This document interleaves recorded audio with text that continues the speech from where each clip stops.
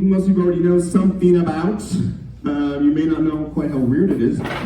This is Watergate Hotel, that's June of '72, when people who worked for the Nixon administration broke into the Democratic National Convention headquarters of the Watergate Hotel. Very famous incident. It and some other things brought down a president.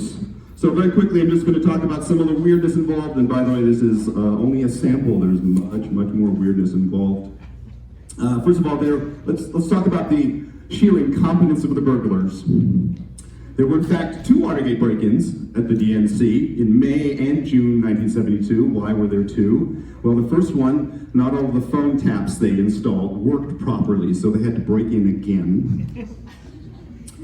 And why were they caught? That's another good question, I think. And here we get into a very useful lesson for you, which is how not to tape a latch bolt. This is the other Watergate tape, by the way. The burglars, so that they could get their way back out of the building, they had to tape some of the latch bolts so they wouldn't lock themselves in, right? Logical enough. The problem is they taped it horizontally so that when you close the door, you can see the tape. And so Frank Wills, the security guard, who I believe recently passed away, he was walking down the hall and saw all of these pieces of tape. And so he called the cops, and the cops came and caught the burglars. The rest is history. Here's what Nixon said 4 days later, and I'm quoting, "It doesn't sound like a skillful job. If we didn't know better, we'd have thought it was deliberately botched." Okay, Mr. President, these are people who work for you indirectly. You need to hire better burglars. It was not deliberately botched, by the way. There's no evidence of that. It's just good old-fashioned incompetence. So, you might also be interested to know, a bit of Watergate trivia, is that the actual piece of door and doorknob was auctioned off 4 years ago for over 62 grand. So are there any Watergate, memorabilia collectors out there? You might have a valuable item on your hands. I have no idea. Another part of the incompetence is that you need to know how to avoid to implicate your client. One of the Watergate burglars, he was arrested. The cops went into his hotel room and they found an address book. And in the address book, there was HH, which you know your Watergate term that refers to Howard Hunt. And then below that is a phone number and the letters WH. Okay, so WH does not refer to Watergate Hotel. It does not refer to what the hell. So I want you to figure out what it refers to. Very good.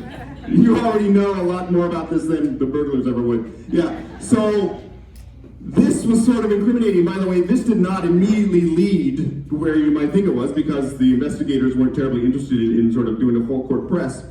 But this is not what you do when you go on a black bag job. Leave your Rolodex, leave your address book at home. So, yeah, these were not the sharpest burglars ever. Oops. We also need to talk a little bit about Martha Mitchell. Martha Mitchell is the wife of John Mitchell, Attorney General, chair of the Committee to Re-elect the President, sometimes referred to as CREEP.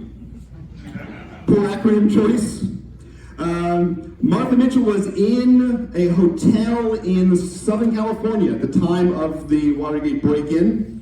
They knew that she knew more than she ought to about how the Nixon administration operated. They knew that she was rather eager to talk to the press. That's why they called her the mouth of the South, among her other nicknames. And so they basically they put one of the security guards at her hotel room to keep her from learning about the break-in. That failed. She got her hands on a newspaper and read about it. And they tried to keep her from speaking to the press. She managed to call her friend, journalist Helen Thomas, but she was caught and the guard literally ripped the phone out of the wall to interrupt the phone call. She later attempted to escape the hotel room via the balcony, and then she was physically restrained by 5 men, and she was injured in the process and then later forcibly tranquilized.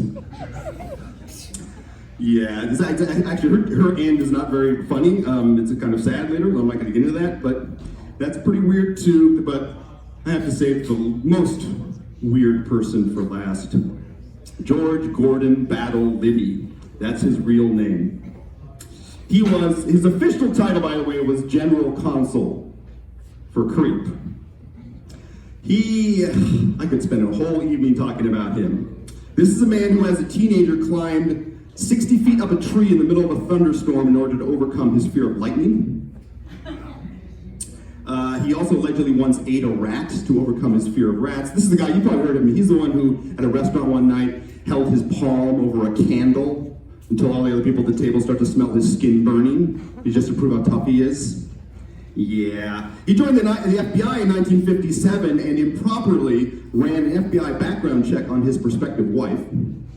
That's not proper use of Bureau resources. He was, not surprisingly, pushed out of the FBI in 1962, but that doesn't mean he can't get a job working for the Nixon administration.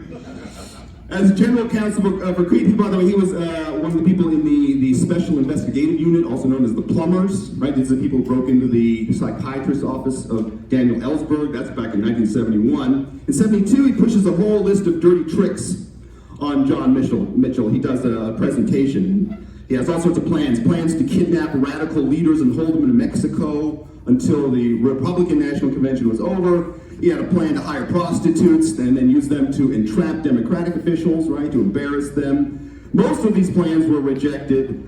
Unfortunately for all of them, the Watergate burglary and the bugging team, that was not one of the plans that was rejected. He was also involved in a plot to assassinate the muckraking journalist Jack Anderson. At one point, he offered to be assassinated himself to draw attention away from the president. Score one for loyalty, I guess.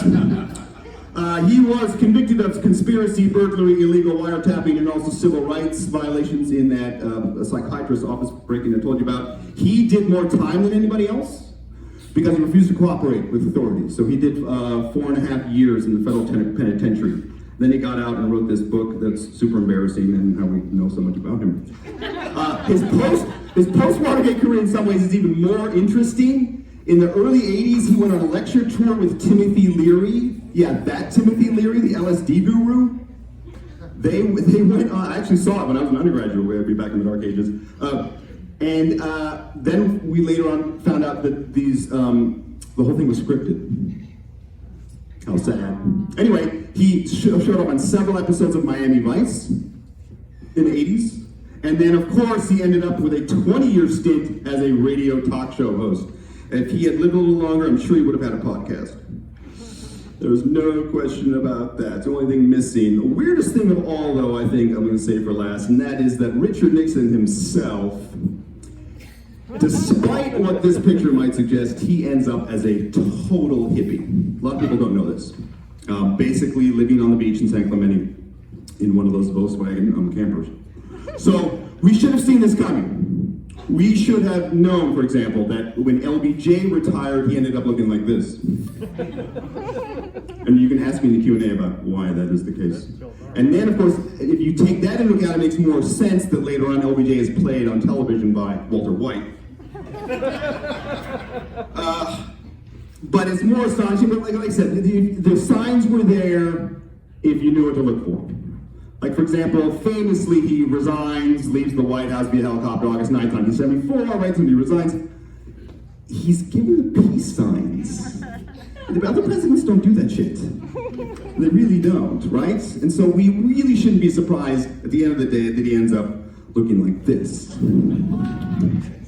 That is Richard Nixon in retirement. Actually, I'm doing this to conclude, to actually make a serious point about this, because all of the Watergate involved people, including Nixon, they justified all their crimes and all their misdeeds because they had to save the country from the radicals and the leftists and the hippies. But I'm here to tell you that if you look back in 1972, the threat to the country were not the people with the long hair and the beads. The threat to the people, just like in some more recent times, are actually the middle-aged white guys with short hair and suits. Thank you very much.